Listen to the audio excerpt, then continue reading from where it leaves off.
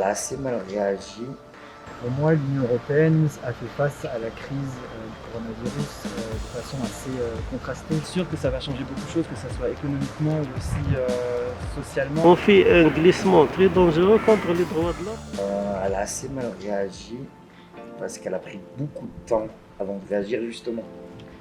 En fait, d'entrée de jeu, ils auraient dû, personnellement c'est ce que je pense, ils auraient dû mettre des mesures barrières avant le confinement, ce qu'ils n'ont pas fait. Ils ont préféré rester cool entre guillemets et au dernier moment tout confiner d'un coup. Après l'Union européenne en elle-même, ça peut aller, c'est selon les pays. Certains pays ont confiné, d'autres non. C'est ça le problème. Un peu dans le désordre. Pas organisé, ça aurait dû être une réponse européenne et ça l'a pas été.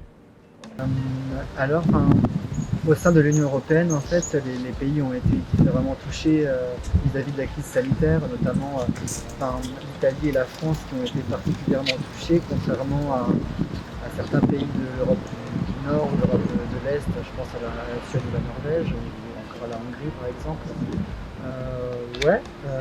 J'en ai deux en tête. Premièrement, il est d'ordre social. Je dirais que, par exemple, c'est l'Allemagne qui a accueilli des patients français dans ses hôpitaux, notamment dans les régions allemandes, les Bundes frontaliers, donc en Sarre, la Sarre, le Bade-Württemberg. Je crois même qu'ils ont aussi accueilli des patients français à Berlin, donc c'est une belle preuve de solidarité au sein de l'Union européenne. Commune, non. Je peux citer aucune action commune de l'Union européenne.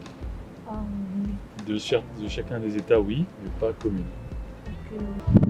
À part vouloir endetter les gens et mettre de l'argent, acheter par exemple des masques aux Chinois et se faire biaiser entre guillemets par les États-Unis, je trouve ça un petit peu stupide. À mon avis, l'Union européenne aurait pu être capable, parce que c'est quand même le deuxième grand continent entre guillemets mondial.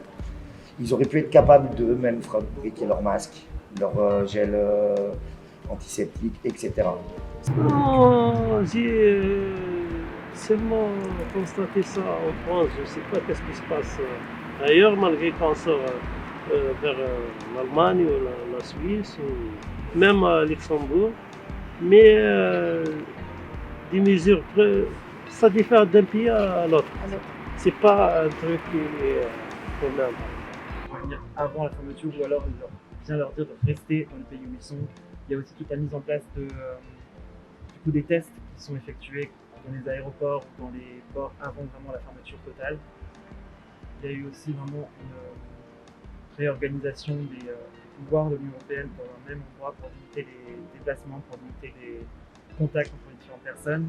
Oui, ça va amener des changements dans le secteur économique et même les relations humaines.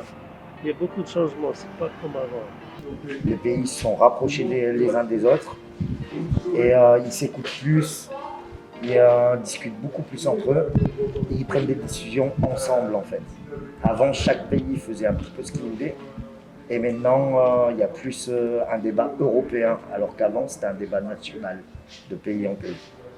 Oui, je pense, notamment en manière de production de médicaments.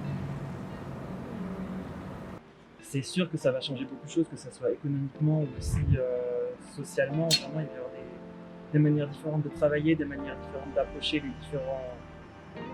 les différents thèmes de l'Union européenne. Il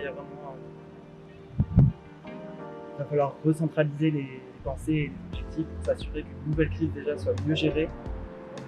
Oui, bien sûr. Je pense que de toute façon, il y aura un monde d'après. On en parle beaucoup dans les médias, je pense que cette crise sanitaire va changer toute l'organisation du monde et donc de l'Union européenne par conséquent. Le message c'est que l'Union européenne justement, vu que c'est une union, la base de l'union c'est être rapprochés, être serrés, être coudés, qu'ils soient plus soudés entre eux. Je pense qu'au lieu des petites crises internes les uns les autres, je pense qu'il ferait mieux de tous se souder, de trouver un chemin commun à suivre principal, malgré les difficultés de certains pays, malgré Mais il faudrait qu'il y ait un continu dans cette voie. Justement, je pense que le Covid a changé un petit peu la mentalité, pas seulement au point citoyen, personne par personne, de pays à pays. Je pense que le message à envoyer, c'est surtout la solidarité au sein même de l'Union européenne. Cette crise a démontré l'importance de l'Union européenne et par définition, hein, l'Union c'est l'entraide entre les États. Je pense que c'est fondamental au sein de l'Union européenne et notamment aujourd'hui. Concentrer le plus rapidement pour l'Union européenne, c'est vraiment faire en sorte que l'économie puisse être relancée vraiment en ayant des plans de secours au cas où si vraiment l'épidémie doit reprendre. Il faut aussi envisager tout un travail de reconstruction. La politique communautaire serait souhaitable. Je leur dis, c'est concernant la santé publique, laisse vos stratagèmes à part et vos hypocrisies à part. Il ne faut pas utiliser le Covid-19 pour violer les droits de l'homme. C'est mon dernier message.